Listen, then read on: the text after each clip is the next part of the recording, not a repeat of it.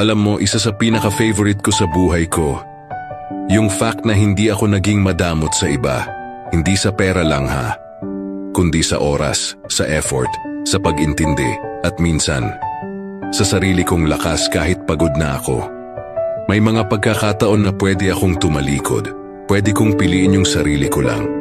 Pero pinili kong magbahagi, makinig, umintindi, umagapay, kahit walang kapalit, kahit walang palakpak. At alam mo yung nakakatuwa? Masarap sa pakiramdam. Yung tipong uuwi ka na pagod pero busog yung puso mo. Kasi alam mong may natulungan ka, may napagaan kang loob, may napangiti ka kahit saglit lang. Hindi ako perpekto, pero proud ako sa part na to ng buhay ko. Nasa mundong madamot minsan, pinili kong maging bukas palad. At para sa akin, malaking yaman na yon.